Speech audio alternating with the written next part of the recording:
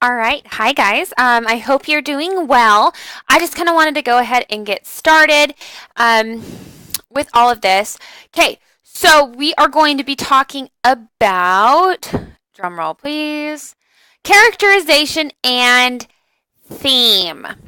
Okay, these are two very important things, especially when it comes to literature and into English. Okay, first we're going to start with character. What is a character? As many of you know, it's a person or animal who takes part in the action of a literary work. Now, this could be Romeo and Juliet. Those are both characters. It could be the girl in that story about the 16-year-old girl. It could be SpongeBob. It could be Mickey Mouse. Those are all different characters. Now, characterization is the act of creating and developing a character, okay?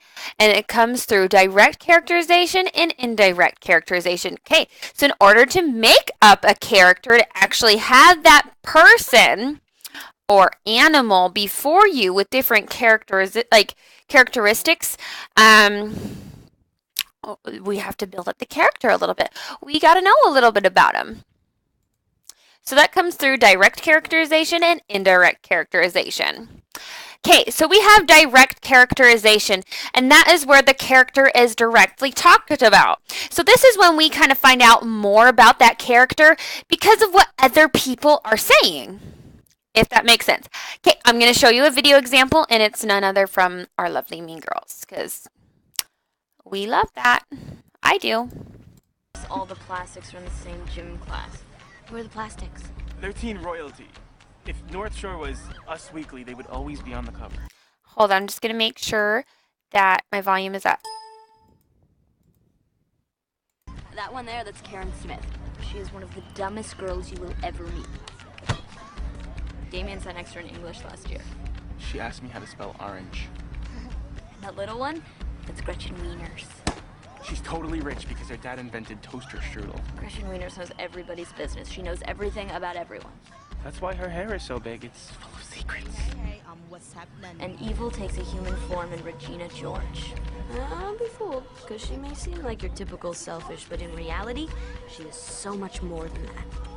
She's the queen bee, the star. Those other two are just her little workers. Regina George.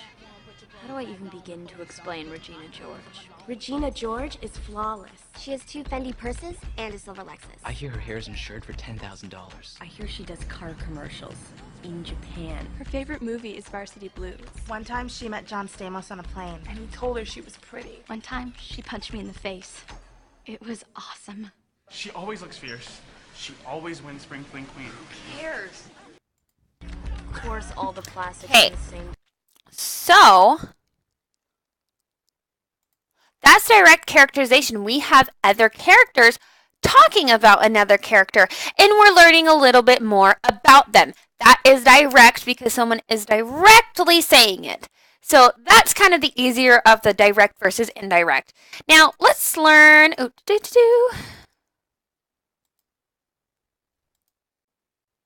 about indirect characterization. Now, indirect characterization is when the author reveals information about the character without saying it explicitly.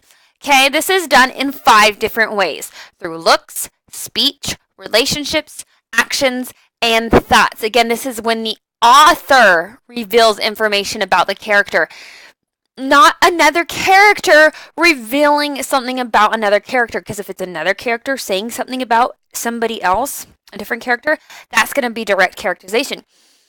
Indirect is when the author says it through those 5 different ways: looks, speech, relationships, actions, and thoughts. And of course, you know I already have a wonderful video to show you guys. Because, you know, nothing is better than having a video example, right?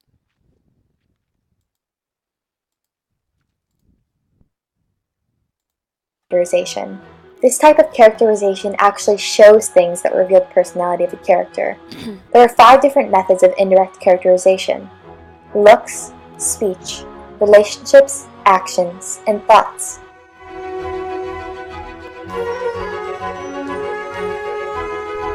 In this scene, we see the way Anna wakes up completely disheveled, with her hair messy and all out of sorts.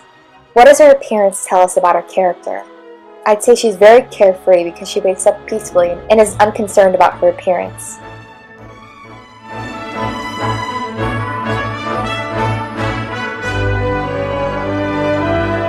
You can't marry a man you just met. You can if it's true love. Anna, what do you know about true love?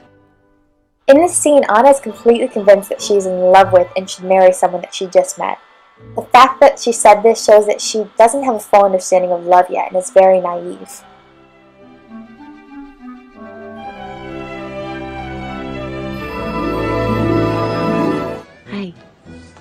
Hi, me? Oh, hi? You look beautiful. Thank you. You look beautifuler. I mean, not fuller. You don't look fuller, but more beautiful. Thank you. So, this is what a party looks like. It's warmer than I thought. This is when Anna and Elsa have their first real conversation in a long time. And Anna is acting kind of weird, which shows that she can be a bit awkward in some social circumstances. She was scared. She didn't mean it. She didn't mean any of this. Tonight was my fault. I pushed her, so I'm the one that needs to go after her. What? Yes. Bring me my horse, please. When Duke attacks Elsa's character, it brings out a part of Anna that we haven't seen before. She defends her, which shows that she is loyal to her sister. This character trait is reinforced with the fact that she decides to go after Elsa herself.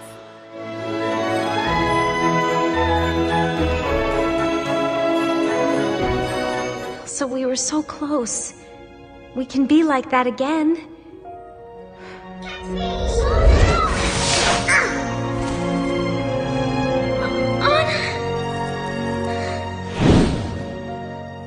No, we can't. Goodbye, Anna. Since Elsa hurt Anna last time, she decides that going back to this friendship is not possible. This shows that she cares about Anna. Elsa is caring and protective of her sister and doesn't want her to get hurt.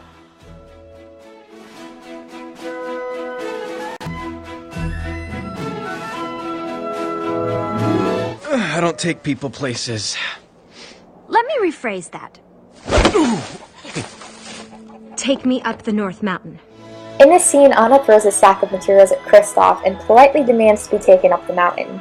The fact that she knew bringing the materials would convince him shows that she is resourceful, and the fact that she demands shows that she is determined to get to her sister.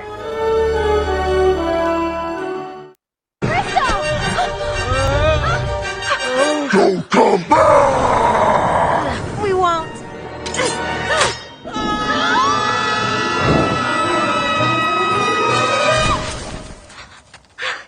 Hey, you were right. Just like a pillow. When the rope Kristoff and Anna are attached to is grabbed by the giant snowman, Anna does not hesitate to cut them free. This action shows how brave she is. So to overview, direct characterization tells the audience what the personality of the character is. Characters will also be revealed through indirect characterization. This type of characterization shows things that reveal the personality of the character. There are 5 different methods of indirect characterization. Okay, and those 5 methods of indirect characterization are look, speech, relationships, actions, and thoughts. So I kind of hope that will be kind of a nice little guide for you guys and kind of an easy way to kind of look at it when it comes to that. But just so you know, characterization is building up the character. It's done in 2 different ways. Excuse me. Direct, which is other characters saying it directly about another character. That's going to tell us more about them. And indirect is when the author reveals that information through a look, speech, relationships, actions, and thoughts. Okay. Now, kind of transitioning, and I'm sorry, but theme is something I want to bring up because it's important. Something that I think a lot of you struggle with. Okay, so what is a theme? Theme is a main idea or an underlining meaning of a literary work that may be stated directly or indirectly. So there comes that direct and indirect thing again. And just you guys understand what direct and indirect now. Direct is directly said, It's wrapped. It is what it is. Indirect is when you're going to have to kind of dig a little bit deeper to find that. Okay, but the theme is the underlying message or the main message of a literary work. Okay? Or the moral of the story. Okay, there are major themes and there are minor themes within a literary work. So a major theme is an idea that the writer repeats in a work, making it the most significant idea in a literary work. It will kind of umbrella the minor things. So we have a major theme, and it's the big one. It's the big kahuna, and that's what it's all about. But then, just think of it an umbrella. It is an umbrella, and underneath it are tiny little minor themes. And minor themes refer to an idea that appears in a work briefly and gives away to another minor theme. So they're like little tidbits, little words of wisdom or pieces of advice that kind of all build up to a major theme, which is the main message, the big moral of the story. Okay, so how do you find it? How do you find a theme? You do this through the feelings of the main character about the subject he has chosen to write about. So this is where knowing your character and understanding the characterization, both direct and indirectly, see, smooth. They totally relate. You are going to determine theme through those actions and those thoughts and those feelings. Okay, through thoughts and conversations of different characters, the experience of the main character in the course of literary work, and also the actions and events taking place in a narrative or the story. Okay, so it's pretty much everything that happens in a story. And I know you're kind of like, oh my gosh, like that's so much. It's all going to build up to it. It's all these little dots connecting to make that one big picture.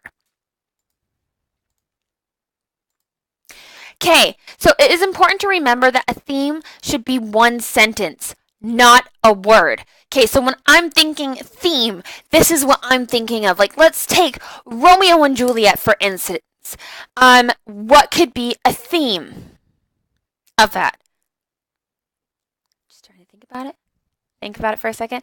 Theme could be like, love knows no bounds. Love will always conquer death. Or love will always find a way.